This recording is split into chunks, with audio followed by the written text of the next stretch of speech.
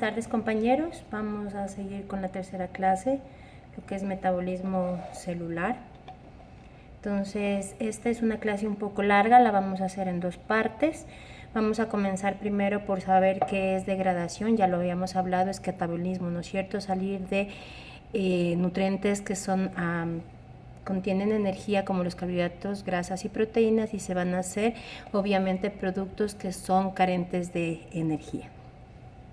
Y tenemos al inverso el anabolismo, que es de precursores de moléculas como los aminoácidos, azúcares, ácidos grasos y bases nitrogenadas, van a ser macromoléculas celulares, proteínas, polisacáridos, lípidos y ácidos nucleicos. Esto es entonces catabolismo y anabolismo.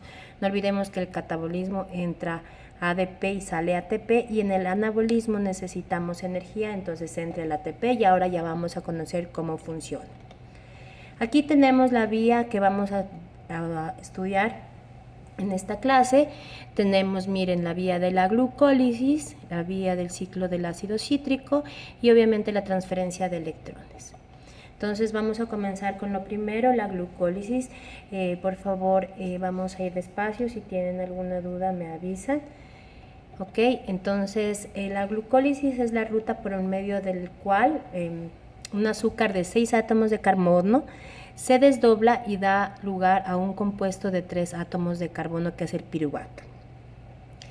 En este proceso se sintetiza ATP y es la primera parte del metabolismo energético que ocurre, por favor, en el citoplasma. Pregunta de examen.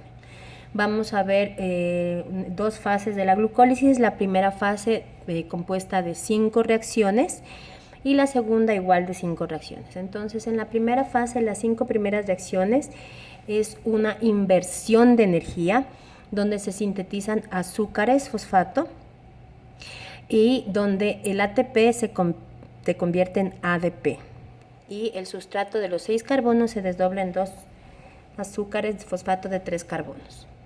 Entonces vamos a la primera parte. La primera reacción es una primera inversión del ATP. Por favor, aquí entonces en esta etapa comenzamos con la glucosa, ¿no es cierto?, que se fosforila en glucosa 6-fosfato por medio de la hexoquinasa, o también llamada glucoquinasa, que se da en el hígado. Aquí se utiliza ATP. Entonces, de ahora en adelante nosotros vamos a saber que cuando vamos a fosforilar, obviamente vamos a entrar con ATP. Entonces, la glucosa más ATP hace glucosa 6-fosfato, obviamente. ¿Por qué? Porque el ATP le cede un fósforo a la glucosa, le coloca en el carbono número 6, por eso es glucosa 6-fosfato, y se queda como adenosín difosfato porque perdió un fósforo. Aquí tenemos la formación del ATP, ¿no es cierto? Tenemos el adenosín trifosfato, donde tenemos la ribosa, la adenina. El segundo paso es isomerización de la glucosa 6-fosfato. Entonces, ustedes ya sabemos que es un isómero, ¿no es cierto? Son dos moléculas que son similares con el mismo número de carbonos, pero son isómeros. Entonces, aquí vamos a hacer la isomerización reversible de la glucosa 6-fosfato, ¿no es cierto?, a fructosa 6-fosfato. Acuérdense que son isómeros, ¿no es cierto? Entonces, mediante de cuál, la fosfohexosa isomerasa. ¿Por qué? Porque se llama fosfo, porque estamos trabajando con fósforo, hexosa porque todavía siguen siendo hexosas, y isomerasa porque vamos a isomerar, ¿no es cierto? Eso es importantísimo, fosfohexosa isomerasa. Tercera fase, segunda inversión de ATP. Entonces, si vamos a invertir ATP, vamos a fosforilar. Entonces, ¿qué vamos a hacer? Vamos a pasarle nuevamente un fósforo a la fructosa 6-fosfato y la vamos a transformar en fructosa 1,6-bifosfato. Es decir, el ATP le regaló, ya tenía en el 6, ahora se le puso en el 1. ¿Cómo se llama la enzima? Fosfofructoquinasa. De ahora en adelante vamos a saber que todo lo que utiliza ATP se llaman quinasas. Y eso es como una ayuda para ustedes estudiar. Entonces, la fosfofructoquinasa transforma la fructosa 6-fosfato en fructosa 1,6-bifosfato. Cuarta fase, cuarta etapa. una fragmentación en las dos triosas. Acuérdense que en la primera etapa un producto de 6 carbonos se va a transformar en 2 de 3. Entonces son 2 triosas. Ahora sí va a entrar lo que nosotros habíamos insistido, yo había insistido bastante en que ustedes supieran y se aprendieran cuáles son las triosas, ¿no es cierto? Entonces la fructosa 1,6-bifosfato por medio de la aldolasa va a desdoblar a esta fructosa 1,6-bifosfato y lo va a hacer ¿qué? En dihidroxiacetona fosfato y del gliceraldehído 3-fosfato. Acuérdense que las triosas solo eran la dihidroxiacetona y gliceraldehído, pero ahora como ya tiene el fosfato, tiene el nombre de dihidroxiacetona fosfato y gliceraldehído 3-fosfato. ¿Por qué? Porque el fósforo está en el carbono número 3. La aldosa, hay 2 tipos de aldosas, la aldosa A que se encuentra en la mayoría de los tejidos y la B que se encuentra en el riñón. Quinto paso y la última parte el último paso de la primera fase es una isomerización de la dihidroxiacetona fosfato. Es decir, nosotros no podemos entrar a la segunda fase con los 2 productos. Entonces, obviamente vamos a isomerar de hidroxiacetona fosfato a gliceraldehído 3-fosfato porque vamos de ida, ¿no es cierto? Vamos en la glucólisis. Como ustedes se dan cuenta, aquí hay una doble flecha, quiere decir que de regreso se va a transformar el gliceraldehído en dihidroxiacetona fosfato, pero eso lo veremos en la siguiente clase. Entonces, ¿cómo se llamará la enzima? Es una isomerasa, ¿no es cierto? Y se llama fosfotriosa isomerasa porque estamos trabajando con triosas y con fósforo. Ok, entonces por favor, aquí está la primera etapa que nosotros estábamos viendo. Quiero que se den cuenta, esta gráfica de aquí es Harper, así que cualquier duda que tengan, Harper les puede ayudar, ¿no? Ahí nosotros lo hemos hecho más fácil en los 5 primeros pasos, con sus respectivas enzimas y obviamente con sus respectivos productos para que ustedes no tengan confusión. Vamos a entrar a la segunda fase. Entonces la segunda fase en cambio es una fase de generación de energía, ¿no es cierto? Porque ya entramos con ATP, entonces la gasolina se acabó y ahora tenemos que volver a formar ATP. Entonces aquí, ¿qué es lo que vamos a hacer? En cambio le van a transferir los productos fósforo al ADP transformándole en ATP. Vamos el sexto paso, es generación del primer compuesto de alta energía, por favor. Entonces aquí se va a transformar de gliceraldehído 3-fosfato a 1,3-bifosfoglicerato, por favor. Entonces aquí cuando nosotros vamos a trabajar, porque ahorita no podemos entrar, no podemos generar obviamente ATP, meter ATP, y el ADP no podemos quitarle un fósforo, entonces vamos a entrar ¿con quién? Con el NAD, y el NAD nos va también a entrar un fósforo y ahí vamos a hacer de gliceraldehído 3-fosfato a 1,3-bifosfoglicerato. ¿Qué vamos a obtener? ¿Por medio de quién? De la gliceraldehído 3-fosfato deshidrogenasa. Entonces, como las quinasas utilizan ATP, las deshidrogenasas utilizan NAD. ¿Cuál es el producto final? 1,3-bifosfoglicerato más NADH, porque le cedimos un H al NAD. Séptimo paso. Aquí vamos, ya una vez que hemos tenido suficiente fósforo para formar ATP, vamos a formarlo. Entonces va a ser una fosforilación y si estamos hablando de ATP, ¿cómo se llamará la enzima? Pues se llamará, es una quinasa. Entonces vamos a hacer de 1,3-bifosfoglicerato más ADP, le vamos a ceder uno de los fósforos al ADP y vamos a hacer 3-fosfoglicerato más ATP. ¿Cómo se llamará la enzima? Fosfoglicerato quinasa. No nos olvidemos que las quinasas utilizan ATP. Octavo paso, vamos a prepararnos para la síntesis del siguiente compuesto de alta energía. Entonces, ¿qué vamos a hacer aquí? Vamos a tratar de acercar los fósforos a los carbonos primeros.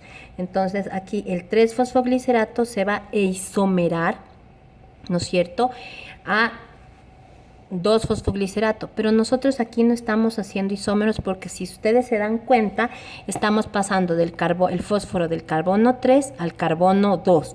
¿Cómo se llamará la enzima? Pues fosfoglicerato mutasa, porque muta del carbono 3 al carbono 2. Noveno paso. Entonces aquí nuevamente vamos a hacer un compuesto de alta energía, porque ya vamos a tratar de hacer el piruvato y vamos a transformarle de 2-fosfoglicerato, ¿no es cierto?, a fosfoenol piruvato. Aquí va a entrar una enzima que se llama enolasa y por eso es que se llama fosfoenol piruvato, por favor, fosfoenol piruvato. Aquí, como es una deshidratación, vamos a liberar una molécula de agua y si ustedes se dan cuenta estamos perdiendo el hidrógeno, ¿no es cierto? Estamos perdiendo el hidrógeno y estamos perdiendo el grupo OH del carbono 3. Y la décimo paso es la segunda fosforilación. Si estamos hablando de fosforilación, ¿cómo se llamará la enzima? Pues se llamará quinasa. Vamos a hacer de fosfoenol piruvato a piruvato. Por medio del ADP vamos a ceder este fósforo al ADP y ¿qué vamos a obtener? ATP.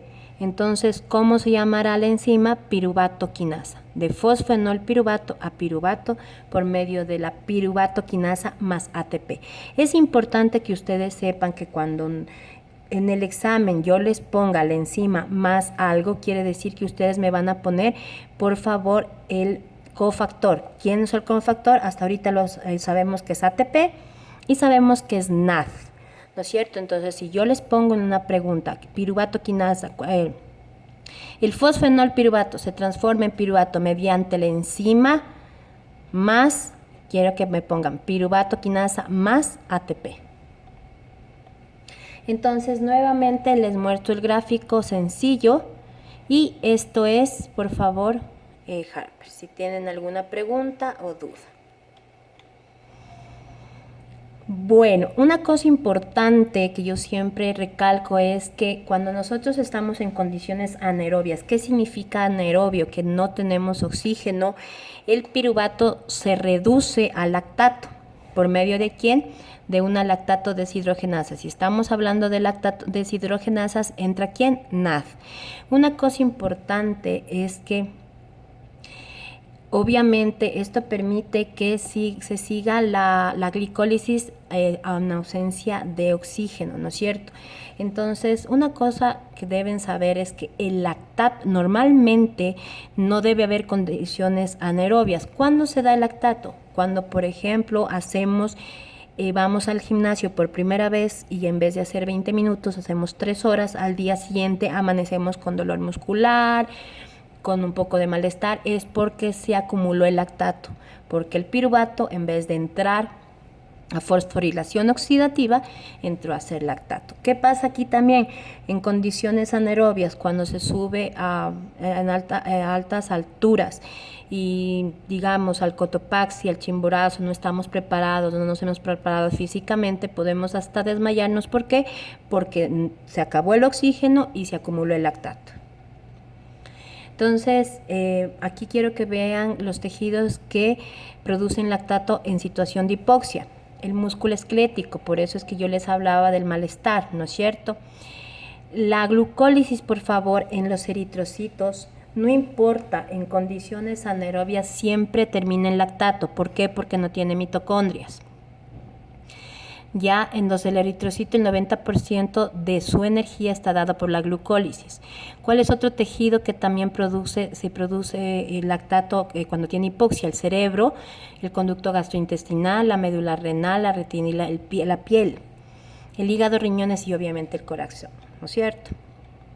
Entonces, quiero que se den cuenta que esto es la glucólisis cuando nosotros terminamos el piruvato en lactato en condiciones anaerobias. ¿Qué pasa en condiciones normales? ¿No es cierto? Aquí estamos viendo nuevamente otra gráfica donde tenemos la glucólisis. Ya, una cosa importante, y esto sí es pregunta de examen, por favor. El rendimiento de la glucólisis es de 2 ATPs y 2 NAD, eso ya sabemos, ¿no es cierto? Esto es lo que yo siempre pregunto. ¿Cuáles son las enzimas que consumen ATP? La hexoquinasa y fosfofructoquinasa. ¿Cuáles son las que producen ATP? fosfoglicerato quinasa y piruvato quinasa. ¿Y quién produce NADH? El gliceraldehído 3-fosfato deshidrogenasa. Eso ustedes ya lo saben. Hago hincapié porque es pregunta de examen. Ya, una cosa importante es que obviamente la glucólisis se regula enzimáticamente y tiene 3 puntos irreversibles. ¿Por qué hablo de puntos irreversibles? Porque en la siguiente clase nos vamos a ir de regreso. Nos vamos a ir de regreso con la gluconeogénesis. Entonces, en la glucólisis tenemos 3 puntos irreversibles. Es algo importante que ustedes sepan que la gluconeogénesis no es el camino de regreso a la glucólisis, pero maneja las mismas enzimas. Entonces, por favor, esto es pregunta de examen. ¿Cuáles son irreversibles? Quiere decir que de regreso nosotros vamos a tener otro tipo de enzimas. La primera reacción es de glucosa 6-fosfato por medio de la hexoquinasa. Hablamos de la tercera reacción de fructosa 6-fosfato a fructosa 1,6-bifosfato por medio de la fosfofructoquinasa.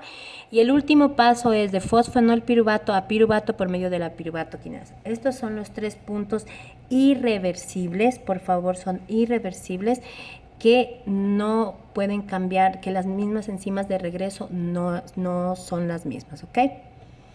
Entonces, nuevamente vemos una gráfica de la glucólisis. Ustedes la pueden encontrar en cualquiera de los libros que hemos hecho de base, pero es importante que pues lo hayan entendido. Si tienen alguna duda, por favor háganmela saber. Ahora vamos a hablar de algo importante. No sé en qué módulo están ustedes, si están en hematología o en el siguiente módulo lo están, pero hay un ciclo y bien importante que es importante en los eritrocitos y se llama el ciclo de Rappaport-Lövering, ¿no es cierto? Entonces, aquí nosotros, ¿qué vamos a hacer? Obviamente, eso se produce en los eritrocitos, por favor, y esto permite que la glucólisis continúe a pesar de necesitar poca energía. ¿Cómo lo hace? A ver, entonces comenzamos. Estamos aquí en el gliceraldehído 3-fosfato, que por medio de la gliceraldehído 3-fosfato deshidrogenasa se hace 1,3-bifosfoglicerato. Normalmente se haría 3-fosfoglicerato, pero en el ciclo de Rappaport-Lövering, por favor, una enzima llamada bifosfoglicerato mutasa transforma de 1,3-bifosfoglicerato a 2,3-bifosfoglicerato. ¿Quién es este 2,3-bifosfoglicerato? Este es el que le permite, obviamente, que se une a la hemoglobina para que la hemoglobina no se una al oxígeno y obviamente el oxígeno pueda ser liberado hacia los tejidos. Entonces, por eso esta enzima, este producto se da en los eritrocitos, ¿no es cierto? Este ciclo de Rappaport-Lövering es normal, se da en los eritrocitos, por favor. Entonces hace 2,3-bifosfoglicerato, que será quien se una, por favor, a la hemoglobina para que la hemoglobina no se una al oxígeno y el oxígeno pueda ser libre para oxigenar hacia los tejidos, ¿ok? Pero obviamente este ciclo es como un pivot y tiene que volver a la glucólisis. Entonces el 2,3-bifosfoglicerato, que ya se forma todo el tiempo y se une a la hemoglobina, tiene que entrar nuevamente a la glucólisis y esto lo hace por la 2,3-bifosfoglicerato fosfatasa y vuelve a entrar a 3-fosfoglicerato. Entonces, esta es la manera del ciclo de Rappaport-Lövering que funciona en los eritrocitos, permitiendo que se forme este 2,3-bifosfoglicerato, que se une, por favor, a la hemoglobina que está desoxigenada y que se encuentra cercana a los tejidos, ¿no es cierto? Y disminuye la afinidad con el oxígeno para que sea libremente y pueda oxigenar a los tejidos. Listo, entonces nos quedamos en el piruvato después de haber visto el ciclo de Rappaport-Lövering, ¿no es cierto? Y ahora vamos a entrar a una parte que se llama la descarboxilación oxidativa del piruvato. ¿Por qué se llama descarboxilación del piruvato? Porque arranca uno de los 3 carbones del ácido pirúvico y oxidativa porque arranca 2 átomos de hidrógeno, ¿ya? Entonces por eso se llama descarboxilación oxidativa. ¿Qué es lo que pasa? Nosotros vamos a entrar al ciclo del ácido cítrico, pero no podemos entrar con un producto tan grande, tan pesado como el piruvato, y por eso vamos a hacerlo cómo adobar, lo vamos a hacer un poco más suave y entonces vamos a entrar el piruvato con un complejo enzimático que se llama piruvato deshidrogenasa, que está formado por 3 enzimas y 5 coenzimas. Necesito que se aprendan, y eso sí es pregunta de examen, este piruvato por medio del complejo de piruvato deshidrogenasa, formado ¿por quién? Por favor, por la piruvato deshidrogenasa, dihidrolipoil transetilasa y dihidrolipoil deshidrogenasa. Con 5 factores: el pirofosfato de tiamina, lipoato, coenzima A, FAD y NAD. Transforma el piruvato en acetil-CoA. Necesito que se aprendan, por favor, las enzimas, no las abreviaturas E1, E2, E3, sino las enzimas. Esta es la descarboxilación oxidativa. Entonces, una vez que ya hicimos acetil-CoA, podemos entrar tranquilamente a ciclo de Krebs. Y comenzamos el ciclo de Krebs. Este es el ciclo de Krebs, no se asusten, por favor, porque lo vamos a hacer muy fácil. Quiero que se den cuenta, miren, la acetil-CoA que nosotros hicimos hace un momento en el paso anterior, entra ciclo de Krebs, ¿no es cierto? Entonces vamos a comenzar, vamos a aprendernos cada uno de los pasos, vamos a ir despacio para que ustedes vayan viendo. Entonces vamos a hacer, aquí está la acetil-CoA que formamos, se va a unir al oxalacetato que tenemos aquí, ¿no es cierto? Por medio de la citrato sintasa. Vamos a lavar este producto para sacar esta coenzima, que ¿a dónde se va a ir? Nuevamente a esta parte, nuevamente a seguir haciendo acetil-CoA. Entonces lo lavamos, ya no nos sirve, ya entramos a ciclo de Krebs y formamos acetil-CoA más oxalacetato por medio de la citrato sintasa, hace citrato. Vamos a formar isocitrato, pero el citrato para formarse isocitrato tiene un paso anterior, un paso previo, que primero vamos a deshidratarle y por medio de la aconitasa vamos a hacer cis-aconitato. Y este cis-aconitato nuevamente le vamos a hidratar y va a ser isocitrato. Por favor, es importante siempre, y esto es pregunta de examen, yo siempre siempre pregunto, el citrato se forma en isocitrato previamente formándose en cis-aconitato por medio de la enzima aconitasa.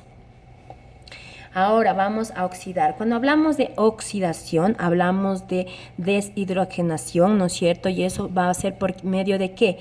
De las deshidrogenasas. Es importante que sepan que el ciclo de Krebs no tiene quinasas, solamente tiene deshidrogenasas. Y vamos a hacer el isocitrato por medio de la isocitrato deshidrogenasa. Si hablamos de deshidrogenasa, ¿quién entra de cofactor? NAD, ¿no es cierto? Y forma oxalosuccinato. Entonces, el oxalosuccinato vamos a descarboxilarle nuevamente y vamos a hacerlo por la misma enzima anterior, isocitrato deshidrogenasa, y ya no vamos a necesitar NAD porque fue suficiente con lo que metimos anteriormente, y vamos a hacer de oxalosuccinato alfa-cetoglutarato. Aquí es importante que sepan que ya hacemos un intermediario de 5 carbonos y aquí es la primera vez que liberamos dióxido de carbono. Siguiente punto, hablamos de la descarboxilación oxidativa del alfa-cetoglutarato. Acuérdense de lo que hablábamos de la descarboxilación del piruvato, ¿no es cierto? Ahora vamos a hacer alfa-cetoglutarato, succinil-CoA, por medio ya no de un complejo, sino de una sola enzima, alfa-cetoglutarato deshidrogenasa, pero sí los mismos cofactores que hablábamos en la descarboxilación oxidativa del piruvato. La pirofosfato de tiamina, el lipoato ácido lipoico, la coenzima A, el FAD y el NAD. No olvidemos que las deshidrogenasas siempre trabajan con NAD. En la 6 tenemos la formación del succinato, entonces vamos a hacer succinil-CoA por medio de la succinato tioquinasa. Miren, aquí estamos hablando de unas quinasas, pero aquí ya no va a entrar ATP ni ADP, va a entrar guanosin difosfato, que va a transformarse en guanosin trifosfato. Entonces aquí de succinil-CoA se forma succinato y vamos a liberar a la otra CoA. ¿Pero dónde va a ir esta CoA? A esta descarboxilación oxidativa, no a la del piruvato, a la del alfa-cetoglutarato. El succinato se va a deshidrogenar y si hablamos de deshidrogenación u oxidación hablamos de deshidrogenasas. ¿Y cómo se llamará la enzima? Se llamará succinato deshidrogenasa y va a ser fumarato. Pero aquí es bien importante, esta deshidrogenasa no va a entrar con NAD, va a entrar con FAD, ¿no es cierto? Con las flavoproteínas. Entonces, deshidrogenasa de succinato a fumarato por medio de la FAD. Entonces no nos olvidemos, fumarato utiliza FAD, no NAD. ¿Okay? Obviamente, esta enzima se encuentra en la matriz mitocondrial y es pregunta de examen en la membrana interna de la mitocondria. Membrana interna de la mitocondria. Después vamos a hidratar al fumarato y se llamará fumarasa o fumarato hidratasa para hacerle malato. Pasamos de fumarato a malato con la fumarato hidratasa y más agua. De ahí el malato se va a oxidar y si se oxida, ¿cómo se llamará la enzima? Malato deshidrogenasa y tendremos NAD, porque es deshidrogenasa, y tendremos NADH y se transformará en oxalacetato. Y este oxalacetato, ¿con quién se va a unir? Pues con la acetil-CoA que hicimos de la descarboxilación oxidativa. Y ese es el ciclo de Krebs. Quiero que sepan, por favor, pregunta de examen, que la producción total es de 36 a 38 moles, dependiendo obviamente en la glucólisis si está en una etapa de anaerobiosis o aerobiosis. Siempre el ciclo del ácido cítrico hace 24 moles de ATP, la descarboxilación oxidativa hace 6 moles y la glucólisis, les digo, dependiendo de si utiliza, está en anaerobiosis o aerobiosis. Esta es, como quien dice, la factura de este resumen, que lo pueden encontrar prácticamente en la bioquímica de Harper. Por eso no voy a ser insistente en eso, solamente que sepan de dónde salen estos valores. ¿Ok? Hasta ahí llegamos para hacer la siguiente parte.